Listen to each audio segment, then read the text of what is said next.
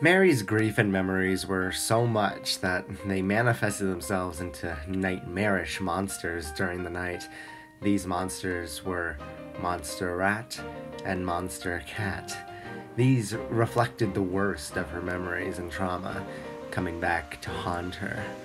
She would go on to have continuous nightmares about these monsters, so much so Frank had to get a cassette tape player to play calming music just so she can close her eyes.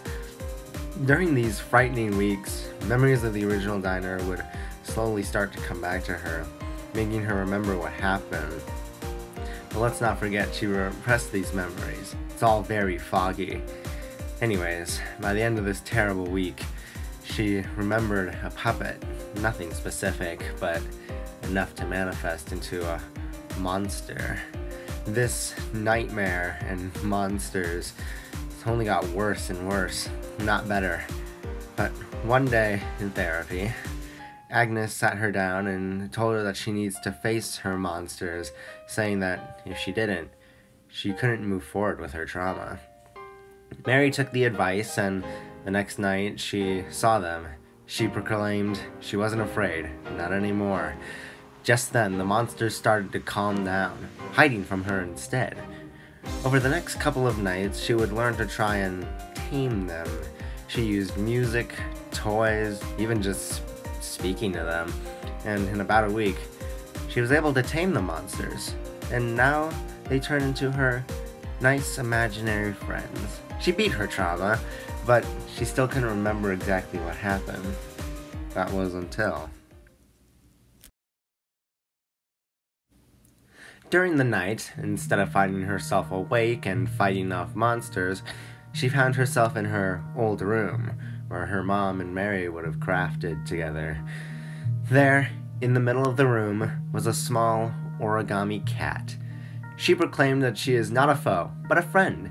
She wants to help Mary remember what happened, and the only way for her to help is if Mary could retrieve artifacts and toys from the Dreamscape, bring them back to her, and the memories would come back. So the solution was simple. Head out into the Dreamscape and find what the origami cat wanted. So, Mary, Ratty, and Kitty went out to search for these items. Over the next week, they would find her old toys, reviving the memories from when her mom was alive, as well as the newspapers bringing back the memories from the theater. She was fully able and clearly able to remember everything except the last day. So, one more night, they went back in, but something wasn't right this time. Paths were destroyed, forcing her to cross the black parts without paths. Ratty and Kitty couldn't go on these black parts, as they would slip through and possibly drown. But Mary could stand on this. Odd.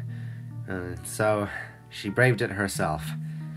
After searching and searching, she found herself in a clearing, a valley full of trees.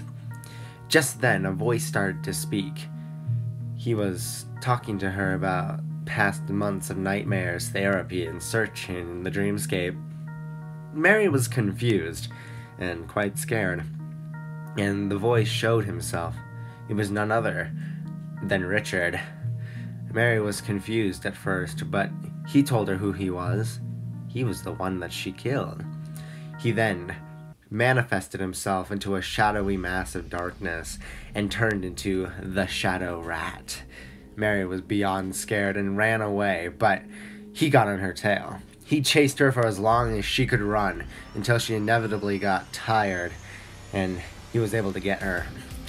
She pleaded for her life, but he said, "You must atone for your sins, little one," and cut her deeply in the leg, just to give her a taste of how it feels. Mary screamed in pain, and he was about to strike at her head, but then the rat and the cat jumped out from the bushes and attacked the Shadow Rat. They got pushed into the black parts and slipped under like water. Mary crawled to where they slipped up and tried to get under, and was able to break through the glass. Odd. They were all free-falling until suddenly Mary was awake. She was being protected by Kitty and Ratty, while the Shadow Rat was circling them like prey. Just then, he striked as well as Kitty. Rat pushed Mary under the bed and covered the opening with a blanket and joined Kitty in the fight. Mary couldn't do anything else but listen to the chaos outside. After what felt like forever, it went silent. Then the shadow rat grabbed her from underneath and raised her in the air. He told her, "Maybe you shouldn't have ran into that locker now." Mary was confused, but then a sudden realization came across her face. She remembered. Shock and worry enveloped the shadow rat, and he started to disintegrate along with everything else around Mary. He yells, damning Mary for remembering, and then suddenly, Mary awakes in her bed. It's morning.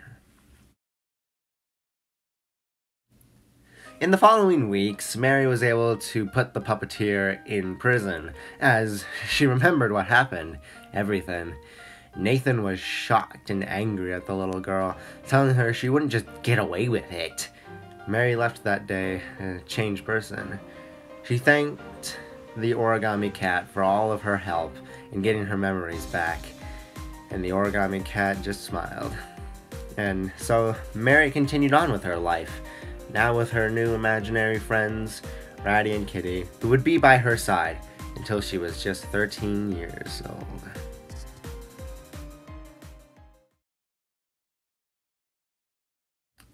I want to do a detour here to explain why would Richard, the Shadow Rat, want to prevent Mary from remembering who actually killed him. To that I say, since he was able to master the afterlife, manifesting himself as monsters and possessing objects, perhaps he could get his life back, he thought. If Mary hadn't remembered that last day, he could go back, prevent his death. That's why he tried to stop it before she remembered. No, it's a little confusing, but that was his mindset. Why wouldn't it be, right?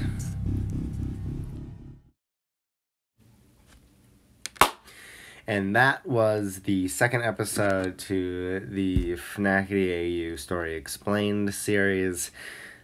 This one was a little bit shorter, but as I wanted to get the rest of the rat and cat stuff out of the way before we get into the candies era. So hopefully the next one will be in around 12 minutes as well.